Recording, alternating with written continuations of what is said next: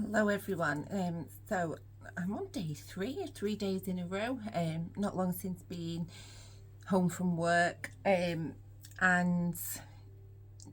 it's Monday, and it's been a good day. I had a good day with the students. Just trying to get students finished before we finish work. It's now 15 working days until I finish, which is just crazy. It's gone really quick. I'm really looking forward to it. I'm just looking forward to that new start, as many of you will know. Sorry, that was one of my children screaming in the background. Do you know, and that's gonna happen. This is where I live, and I've got 3 children, so it's never quiet. And I don't know, when you get home from work and they've been to school all day, everyone's tired, everyone's hungry, so you know it can get a bit hectic. So what was I saying? Yeah, so 15 working days I've got left. I'm really looking forward to it. I have been reflecting today, well, last week as well, really, about how different it's going to be working from my space at home. Still to name it, but I think I've got a name, but I'm just going to mull it round in my head for a few more days before I reveal what that is. So today, I want to talk about this quote, so I'll read it out first. Excuse how it looks on my door. I've been sticking sellotape on my door and it's pulling paint off it. My husband might not be happy, but hey, I'll tidy it up at some point. It looks a bit untidy, looks a bit bubbly, so I'm going to redo this one. But this one reads, they asked her, how do you love yourself well? And she answered, make your well-being and healing a top priority. Have the courage to create boundaries that will support your flourishing. Listen closely to your intuition, respect your need for rest, and connect with people who are emotionally mature. Being intentional with your life is loving yourself well. And that's a quote from young Pueblo. I think I've pronounced it right. And it's from a Facebook page called Conscious Living. And I came across this quote a while back. And this quote really resonated with me, because I think what stood out to me at first was the word boundaries. Boundaries are something I never used to have. My work was at home, and in fact my home wasn't at work. My work was just everywhere, and I did that for years. Like many of us in this occupation, it can take over your life if you let it and you don't have those boundaries. Also, the word in here, courage and flourishing, I've been very prominent in my life for the last couple of years. I've gone through a lot of changes in all different ways, professionally and personally, and these words really kind of do stick with me. I remember a while back, I think it was before Christmas, Debs, one of my very good friends who I work with, who I've met through work, but she's just an amazing person. She showed me, or she sent me a video by Ken Robinson about flourishing, and she knows me very well, and she was saying that this particular YouTube video and this talk that he did, Ken, at a TED conference, was me, and it really touched me. That is the kind of compliment, that you can really appreciate, very much based on the work you were doing, the values you have, and how much you have developed in a certain place as a human being. The word courage, again, I had to be very courageous especially the last few months. Just having the courage to move on to a new job. As excited as I am so nervous about it, nerve-sighted, and children again, and husband this time. So yeah, so just having the courage to kind of step out your comfort zones and really take risks, and those risks that you take and have the courage to take are not always something that is bad or can go wrong. It's about something that you really believe in, and you know, you think this is the right thing to do. And moving on to a new job, I've had to have a lot of courage to do that. I've worked in the same place since ever becoming a teacher. Like my backstory, I went to uni when I was 28, 29. I was an adult student, and I spent 4 years at university. My 4th year of university, I did my teaching placement at the place where I work now, and I've not been anywhere else since. So that's like 7 years of the same place, and now I'm going doing that job somewhere else. So again, you know, that takes a lot of courage, and also it's a new way of me being able to flourish as an individual in a sector that I am really, really passionate about. Now, the boundaries are really important. You know, we can cross our own boundaries, and other people can cross your boundaries too. And it's really important that we know and remain accountable for our boundaries. I think in this kind of career, this kind of profession, it's very easy. When I first become a teacher, every night I was planning lessons. You know, I was marking at weekends. I was constantly thinking about work, checking my bloody emails, and that's something I've really pushed back on, especially the last year or so. I've really had to say, look, you know, as much as I love my job, I also love my family, and they come first. They have to come first. And when your work starts interfering with that, especially if you're coming home from work unhappy, you've got to kind of say, that is enough. You know, I'm here to do this job, and I will do my job properly.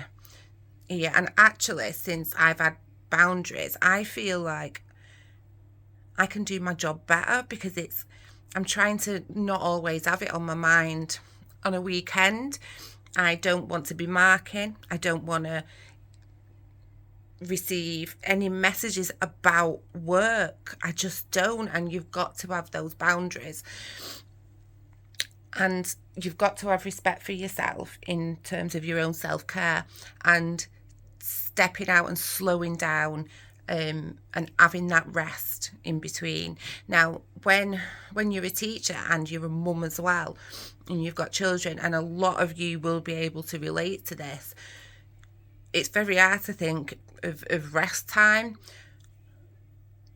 It's very hard to find that time to rest. So by leaving work at work and being at home with your children in those moments, that can also be a form of rest, because you're resting away from that workplace. Being intentional with your life is loving yourself as well. Absolutely. You know, I've been knocked down so many times recently, in different ways by different people, and some of that has been direct, some of it has been indirect. But you can't let that take over your life, and that is so hard to do. It's really, really difficult to think, I'm not going to let that bother me, and I still find that difficult now. So you've got to have those intentions. You've got to have those reasons. You've got to see things through, and by setting yourself boundaries and by taking time for yourself, you're not being a rebel. are you heck?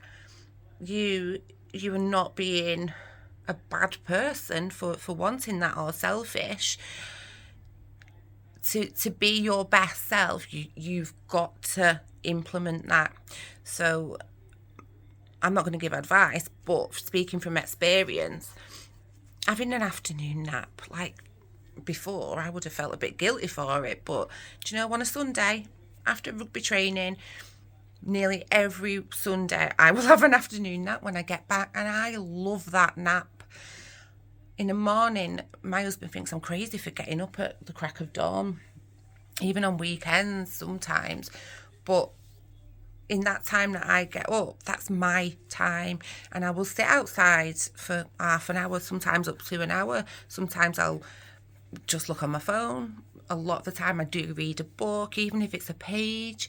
And sometimes I'll just sit and think, and there's absolutely nothing wrong with that.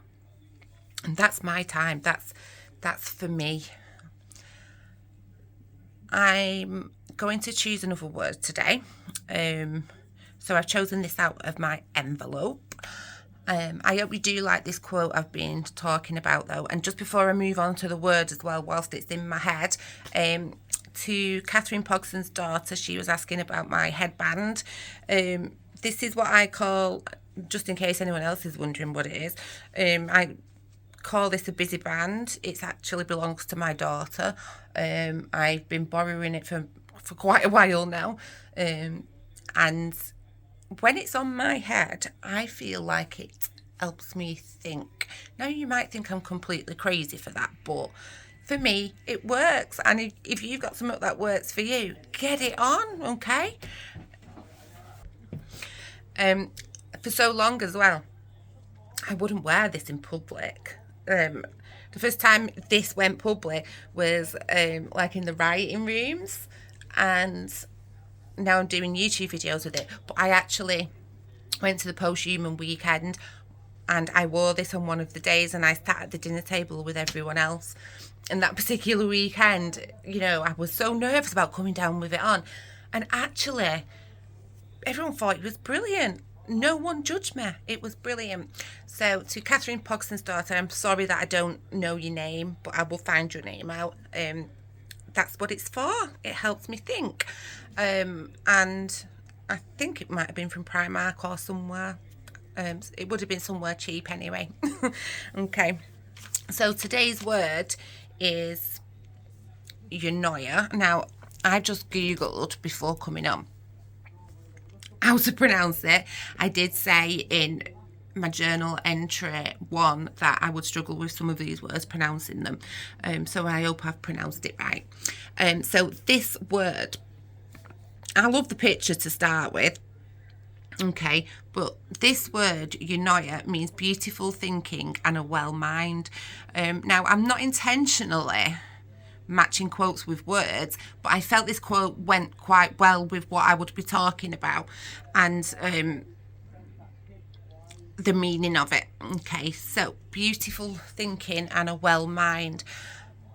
To have that for me, so to have Eunoia, you have got to have your boundaries as well. You've to have a well mind and to let your thinking be free and unravel in a beautiful way. And there's no right or wrong way to think even. You've got to have that space to be able to do it. And don't mean physical space, space in your mind. So for me, this has become very prominent because I've set those boundaries for me. I've had to set those boundaries, and it's allowing me to think more freely. I don't feel as exhausted. I'm tired. We're teachers, we all get tired. We work in education, we're constantly tired. But despite being tired, I've got that space in my head to think. And this has allowed me to open up my mind more. It's allowing me to flourish and be courageous in that as well. Setting boundaries takes so much courage. It really does. It's not an easy thing to do, but believe me, you will feel so much better for it, and your mind and you can start feeling Eunoia. So the quote was, the word is from Facebook, I think, and it's more likely from Pinterest. I need to check my notes because I write down where I get things from.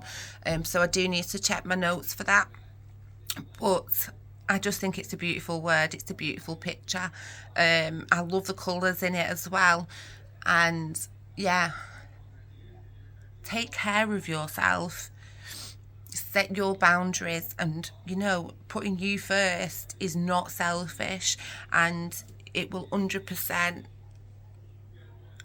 allow you to feel Eunoia. And I'm gonna leave it there now till tomorrow. Thank you for the feedback that people have sent me so far, and I'm glad that people are being inspired by what I say. But also, this is what I'm doing is kind of self-care for myself. I'm really enjoying doing this.